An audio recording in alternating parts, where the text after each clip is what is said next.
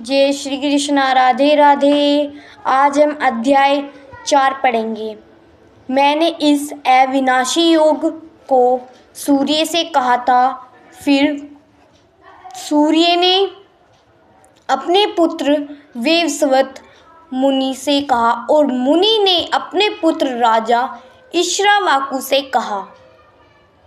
पूर्व पक्ष अव्यय तो साध्य होता है, साधन कैसे अव्यय होगा? साधक ही साधन होकर साध्य में लीन होता है। अतः साधक, साधन और साध्य तीनों ही एक होने से अव्यय है।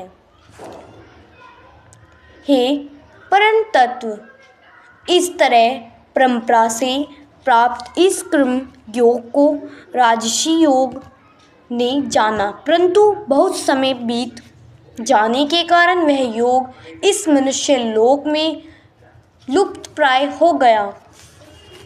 तू मेरा भक्त और प्रिय सखा है, इसीलिए वही है पुरातन योग आज मैंने तुझसे कहा है, क्योंकि यह बड़ा उत्तम रहस्य है। आपका जन्म तो अभी का है और सूर्य का जन्म बहुत पुराना है। अतः आपने ही सृष्टि के आरंभ में सूर्य से यह योग कहा था। यह बात मैं कैसे समझूं? मेरे और तेरे बहुत से जन्म हो चुके हैं, उन सबको मैं जानता हूँ, पर तू नहीं जानता।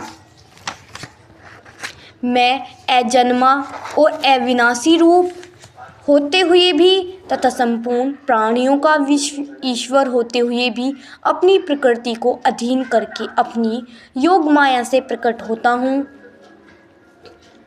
हे अर्जुन, मेरे जन्म और क्रम दिव्य हैं। इस प्रकार मेरे जन्म और क्रम को जो मनुष्य तत्व से जान लेता है, अर्थात उस सृष्टि रचना आदि का कर्ता होने पर भी मुझ अविनाशी परमेश्वर को तू अकृति कर्मों के फल में मेरी शप्रहा नहीं है, इसीलिए मुझे कर्म लुप्त नहीं करते।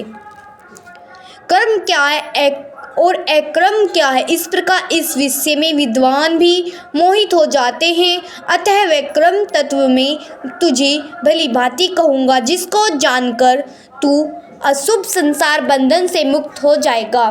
कर्म का तत्व भी जानना चाहिए और अकर्म का तत्व भी जानना चाहिए तथा विकर्म तत्व भी जानना चाहिए, क्योंकि कर्मों की गति गहन है, अर्थात समझने में बड़ी कठिन है।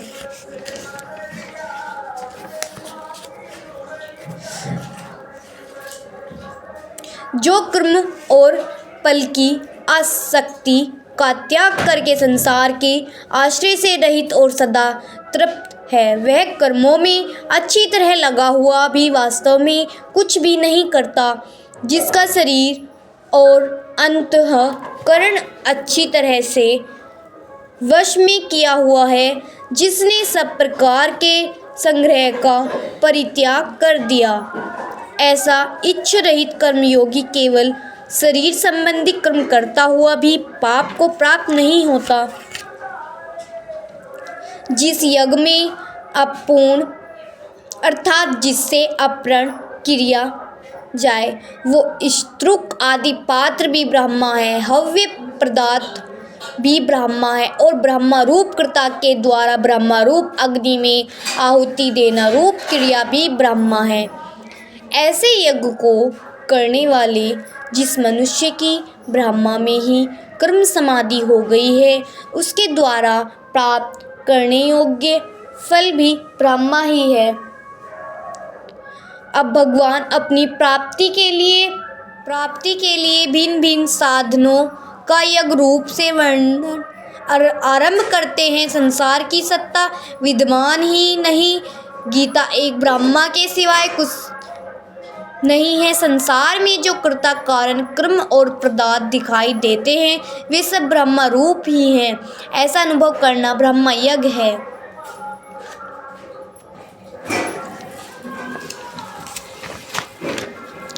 अन्य योगी लोग श्रोत्रादि समस्त इंद्रियों का संयम रूप अग्नियों में हवन क्रिया करते हैं और दूसरे योगी लोग शब्दादि विषयों का इंद्रिय रूप अग्नियों में हवन किया करते हैं।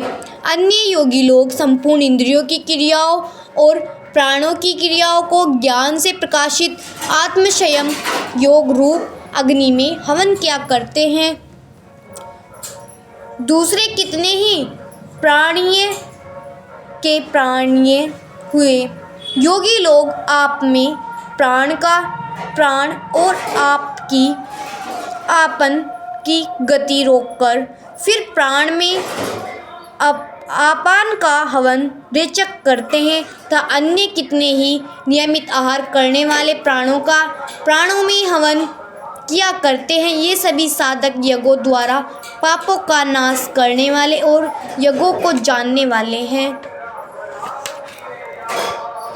हे कुरुवंशियों में श्रेष्ठ अर्जुन, यज्ञ से बचे हुए अमृत का अनुभव करने वाले सनातन पर ब्रह्म परमात्मा को प्राप्त होते हैं। यज्ञ करने वाले मनुष्य के लिए यह मनुष्य लोक भी सुखदायक नहीं है, फिर परलोक कैसे सुखदायक होगा। इस प्रकार और भी बहुत तरह के यज्ञ वेद की वाणी में विस्तार से कहे गए हैं। उन सब यज्ञों को तू कर्मजन्य जान। इस प्रकार जानकर यज्ञ करने से तू कर्म बंधन से मुक्त हो जाएगा।